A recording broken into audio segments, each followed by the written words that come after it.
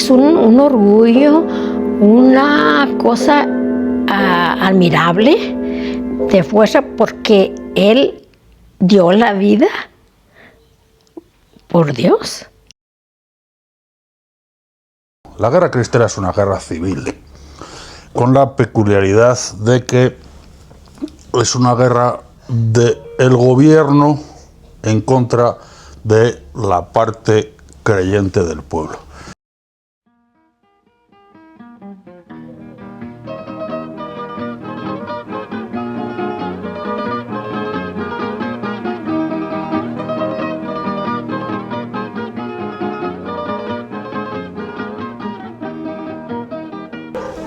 México, 1926. Un país que intenta reconstruirse está a punto de iniciar una guerra distinta. No por poder, no por territorio, sino por fe. Cuando el gobierno de Plutarco Elías Calles endureció las leyes en contra de la iglesia, miles de personas tomaron una decisión: luchar o rendirse.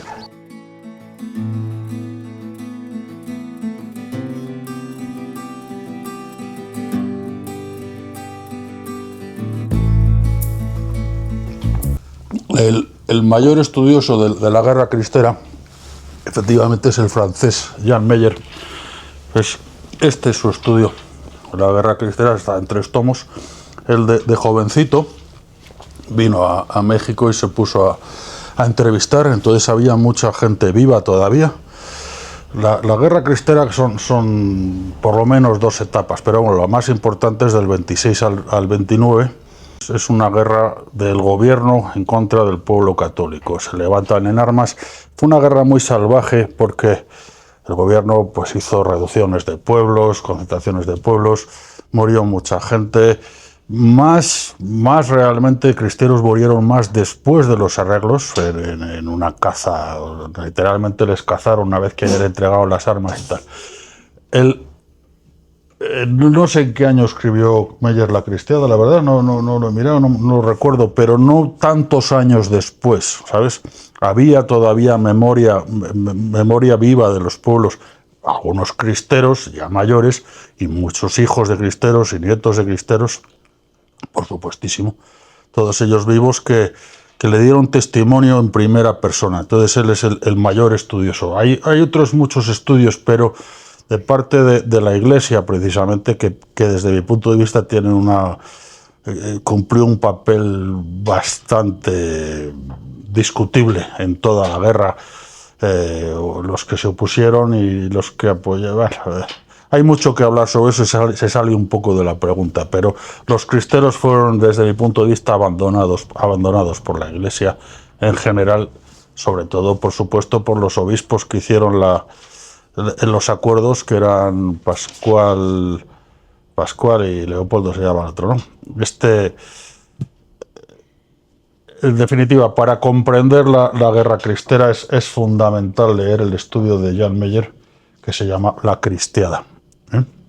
Y aquí está, y creo que en internet también se puede consultar. Es un libro ya, o sea, digamos un clásico, sin el cual no se puede comprender la guerra cristera.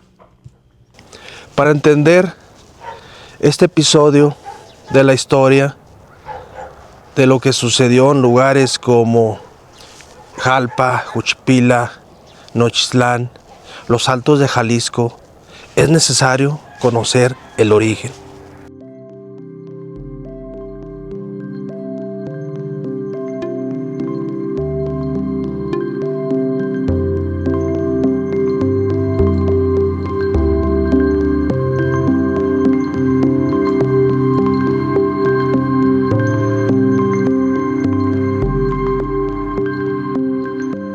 La guerra cristera es una guerra civil, con la peculiaridad de que es una guerra del gobierno en contra de la parte creyente del pueblo. En el año 26, como todos sabemos, Plutarco Elías Calles proclama la ley, lo que se llamó la Ley Calles, que limitaba los derechos de la Iglesia de una manera brutal. Entonces, cuando la Iglesia Católica vio que no podía seguir ejerciendo su sacerdocio, su función, pues decidió cerrar las iglesias. El pueblo mexicano, mayoritariamente creyente, muy creyente, se levantó en armas en contra del gobierno. Era una guerra terriblemente desigual. Por eso es una guerra civil, porque aunque sí efectivamente es el gobierno contra el pueblo, la parte católica del pueblo, sí era una guerra muy desigual en cuanto a medios y en cuanto. Entonces es primero una guerra civil y segundo, efectivamente, una guerra por religión. También es una guerra social, porque es una guerra que se da en un conflicto en el pueblo, y el pueblo contra el pueblo. No solo es gobierno, estrictamente el gobierno contra el pueblo, claro, el gobierno trae el ejército consigo, y en este caso metió a los agraristas, gente a las que había, y a los maestros, desde la línea socialista de maestros del gobierno, ¿no? Y entonces una guerra civil, por lo tanto social, y por supuesto una guerra de religión. Pero esta historia no solamente se cuenta en libros, aquí en Jalpa se vivió. Y en el Inter de 1927 a 1929 hay una organización que se llama Regimientos Libres de Jalpa, que eran los cristeros, comandados por Chema Gutiérrez y por Teófilo Valdovinos. Tiene que venir el general Gorostieta, que le decían Gorra Prieta, a organizarlos, de tal forma que Chema Gutiérrez, como era un líder intelectual, o sea, sabía mucho él, el Gorostieta le da el mando de general. Ellos se daban tu capitán, tu general, tu coronel. Y ya Teófilo Valdovinos, él ya era coronel del ejército mexicano. Tuvo algún problema, estuvo en el Lecumberri como unos 4 años, pero le respetan el grado de coronel a Teófilo Valdovinos. Y en este Inter, lo que es el Libres de Jalpa toma a sangre y fuego todo el cañón de Juchipilas, Tamoyagua, Mezquital el Oro, Tlaltenango, Momax, Temastián. Del lado de los Altos de Jalisco toman Nochistlán, Tenayuca y otras partes.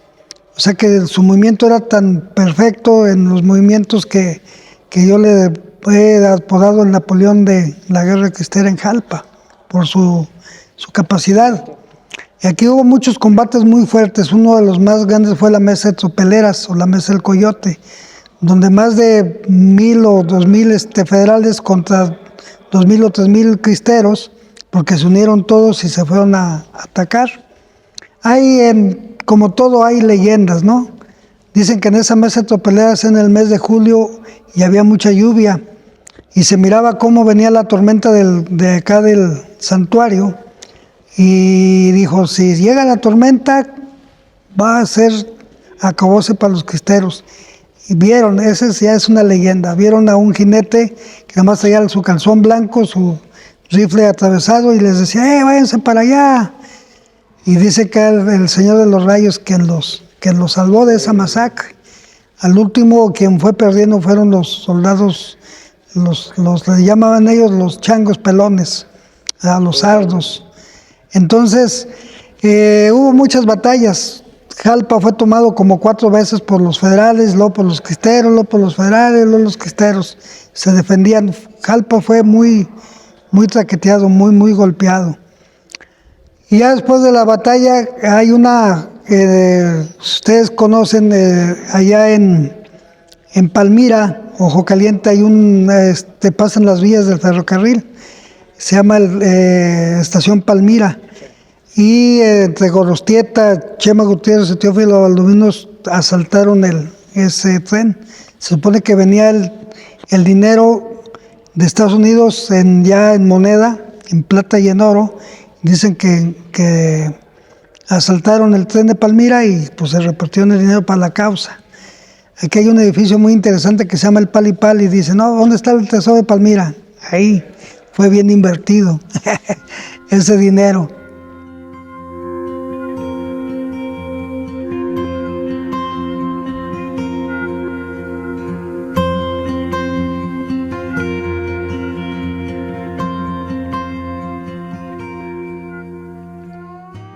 La guerra cristera no solo marcó la historia, marcó personas. Y aquí, en lugares como Jalpa, su eco aún sigue presente, porque hay historias que no se olvidan y requieren ser contadas. Las pláticas de nuestra gente se menciona de que Jalpa fue un lugar importante durante el movimiento cristero en los años 27 al 29. Aquí surgieron dos cabecillas, dos personajes muy importantes, no solamente en Jalpa, sino en toda la región del sur de Zacatecas y parte del norte de Jalisco. Teófilo Valdovinos y José María Gutiérrez, el general José María Gutiérrez. Y curiosamente ambos los matan a traición por sus ideales, por sus creencias. Y aquí en nuestro municipio aún resuenan las pláticas, las anécdotas de lo que se sufrió. Nuestros abuelos, nuestros bisabuelos que vivieron en carne propia estos acontecimientos basados en sus creencias, en su fe. Aún resuenan estas vivencias, estas experiencias que tuvo nuestra gente. En mi caso, mi padre aún recuerda las historias que le contó su papá de él, mi abuelo, del sufrimiento, de los estragos que tuvieron que vivir en esa época. Y pues nosotros desde el gobierno municipal estamos tratando de fortalecer esas historias, de que no mueran, de que las futuras generaciones valoren y sepan de los estragos, del sufrimiento que sufrió toda nuestra gente, independientemente si estaban envueltos en estos conflictos. Hubo mucho daño, lo que le llaman daño colateral. Y sí, hay muchas historias de todo este sufrimiento. Entonces lo que estamos tratando de hacer es eso, de que no muera, de que no termine, de que su sacrificio, su lucha siga teniendo un fruto, de que las futuras generaciones, como le digo, sepan y le den la importancia de que requieren estos acontecimientos y sobre todo de que su muerte o su sacrificio no sea en vano, de que perdure, de que sea una base, que sea una semilla para que futuras generaciones hagan lo mismo, de que sigan vivos en las memorias y en los corazones de todas las personas que somos descendientes de toda esta gente. Jovita Valdovinos ha sido un personaje muy controversial. Sabemos por sus memorias y por las historias que se contaron de ella, de que a los escasos 24 años ella fue la que se levantó en armas en contra del gobierno y tenía escasos 24 años y tuvo la valentía de dirigir un grupo armado de por lo menos 80 hombres y ahí meterse en esas barrancas y estar ahí por un par de años más o menos y luchar por su sobrevivencia, porque sabemos de que después de las paces o de los acuerdos del 29, el gobierno empezó a matar sistemáticamente a los cabecillas. Le mencionaba a José María Gutiérrez, a Teófilo Valdovinos. Entonces, aunque ya había un acuerdo de paz, el gobierno seguía hostigándolos. Y eso fue lo que pasó con Jovita, que empezaron a matar a todas las personas cabecillas. Y ella llegó a un momento donde dijo, si no hacemos algo, van a seguir molestándonos, hostigándonos y matándonos. Es un hecho no común de que una mujer de escasos 24 años tenga la capacidad de dirigir un grupo armado de 80 hombres. Ese es el legado que nos deja Jovita. Obviamente que fue una guerra, y una guerra sucede en todo tipo de eventos, pero en mi opinión personal y humilde, Jovita tiene mucho mérito por lo mismo, porque es un personaje avanzado a su época. Imagínense una mujer dirigiendo 80 hombres, se corta el pelo, se viste de hombre y se hace llamar Juan. Y tiene después de su rendición, que ocurre el 35, ella va y se entrevista personalmente con el presidente Lázaro Cárdenas. Entonces la historia local, la historia de nuestro Jalpa está profundamente ligada con Jovita y con todos estos personajes, que en mi opinión nunca se les ha dado la importancia que requieren, pero pues creo que nunca es tarde. Y es nuestro deber como ciudadanos honrar su memoria, agradecer su sacrificio y lo más importante, el continuar con este legado, de que las futuras generaciones sepan de esto, sepan de nuestra historia, sepan que por estos callejones, por estas calles, por estos cerros, nuestra gente estuvo luchando por una libertad, de que sus sacrificios valieron la pena y de que nosotros como descendientes de ellos vamos a hacer lo necesario para que en los próximos años, décadas y siglos, su nombre siga resonando en el corazón de nuestros descendientes.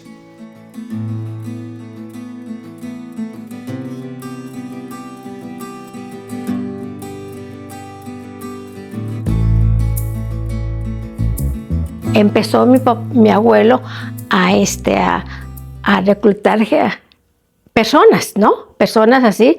Y unos sí querían y otros no, se iban hasta José de Guarachi y todo, que por la libertad, por la fe que tenía. Es por la fe que él era, pues desde niño lo estudiaron de la fe católica, a defender sus derechos y no ser injustamente, ¿no? Entonces, eso empezaba a platicar mi mamá, que cuando ella nos contaba, dice que cuando no estaba de acuerdo, mi abuelita Jovita no estaba de acuerdo. No, pero ¿por qué? Porque tenía los hermanos, sus hijos muy chicos, y ella tenía miedo. Pero yo no, mi abuelo era muy, muy fuerte, porque él era una base de Dios, de libertad de su religión. Dijo, yo prefiero morir por mí y por mi fe, y para que también después, si me matan, para que la gente esté en libertad y que las iglesias y el clero estén abiertas sin miedo, y clausurar todas las iglesias. Y aquí en Jalpa la cerraron, la iglesia. La cerraron la iglesia. Entonces mi abuelo, como desde niño lo incluyeron de la fe católica, entonces dice que él nació, que él sentía él algo que le movía, algo así. Entonces, pues como un llamado, ¿no? De Dios, pero sí, como tener dones, pero no como sacerdote, pero él para liberar la iglesia, el clero, a los sacerdotes, porque él veía cómo los mataban, que llegaban a las iglesias y sacaban a los sacerdotes, y lo primero se iban a la Eucaristía a sacar el tabernáculo y y lo tiraban. Pues ese es un sacrilegio, ¿no? Entonces, desde que todos de sus papás la incluyeron eso, dijo, yo me voy a pasar en armas. Y empezó a incluir a destacar a todas personas. Y muchos sí querían y muchos no. Así era su vestimenta de la revolución. Sí. Y ya después que se salió. Pasó, ¿qué? No, pues ya cuando salió, pues una fotografía nomás de look, ¿no? Esa, y así. Y tengo otra así, donde estaba mi abuelita. Con mi esposa, ajá, mi abuelita, ¿Las tiene allá? Las tengo allá. Las tengo allá. Esto es lo que lo rescateo ahora, pero allá tengo las espuelas.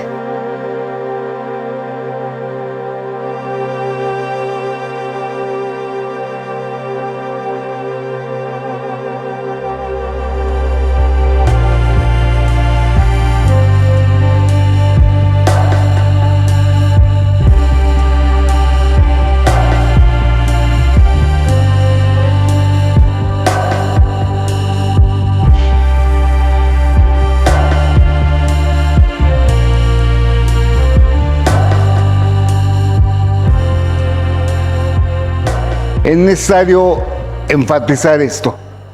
Es uno de los episodios más desconocidos o más ignorados respecto de la guerra cristera.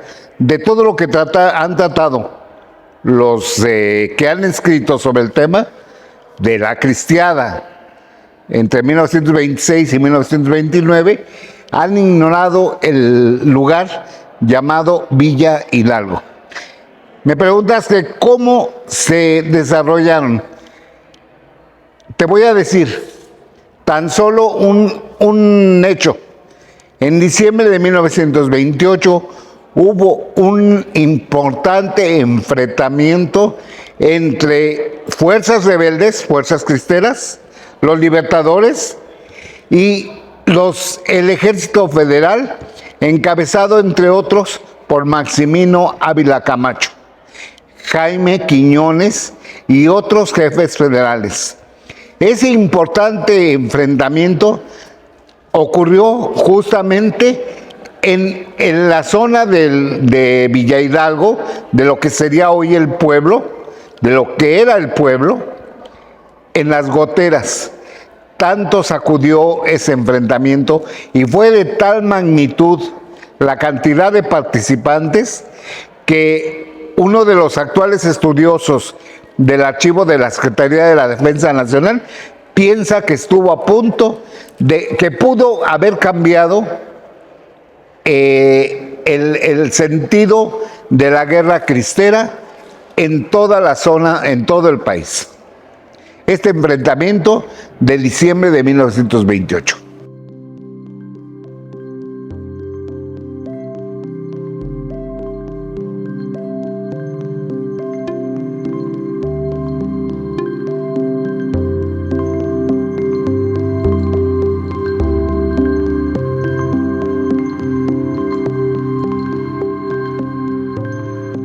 La iglesia no inició la guerra,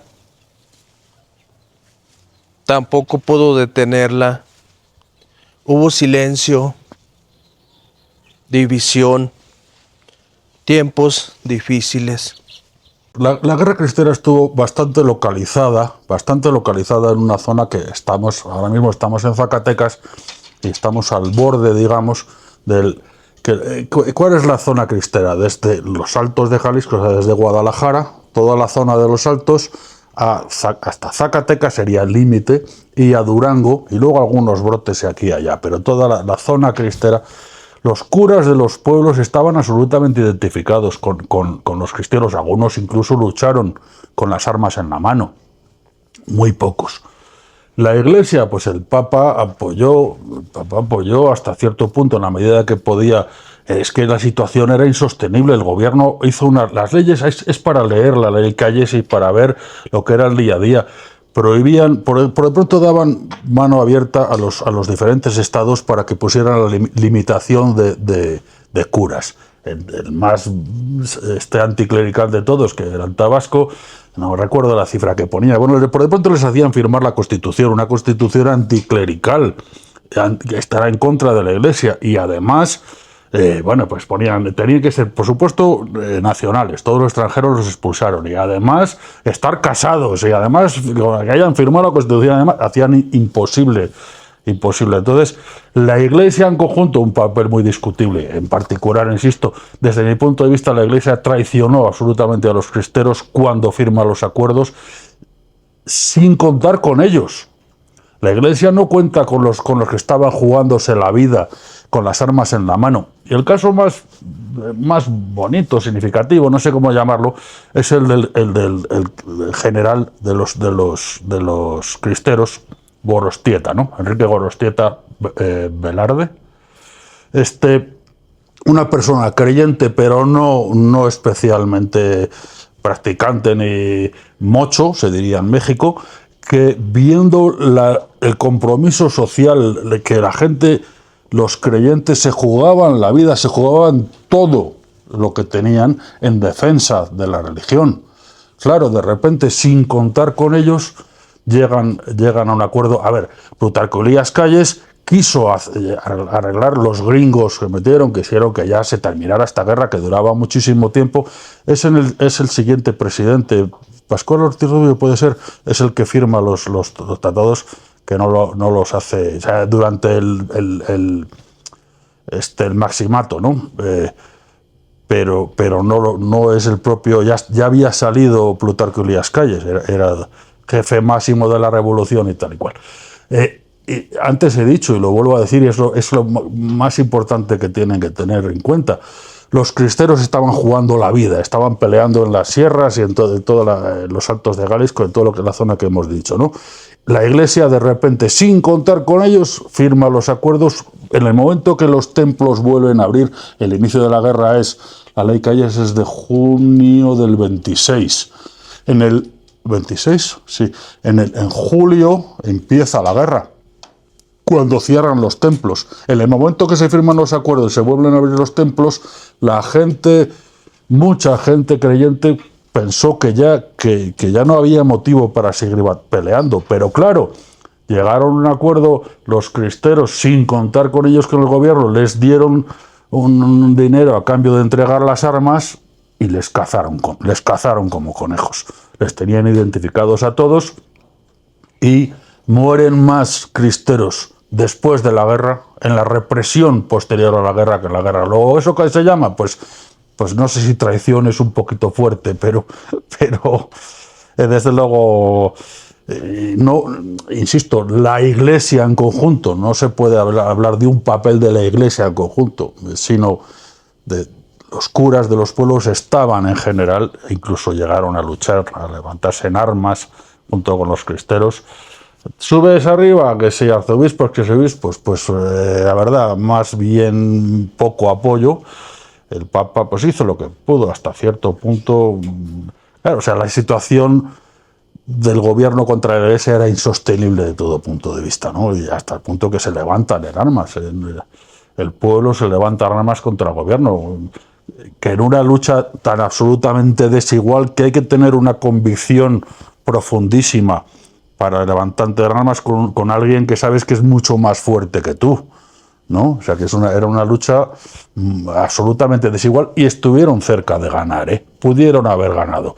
De hecho, primero matan a Gorostieta en una emboscada, bueno, es igual, hay mucho que hablar sobre ese asunto, y se firman los acuerdos a traición, sin contar con los cristeros, una vez muerto Gorostieta.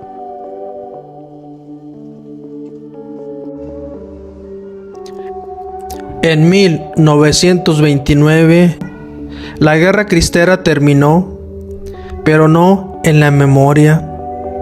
Y aunque pase el tiempo, no se olvida jamás.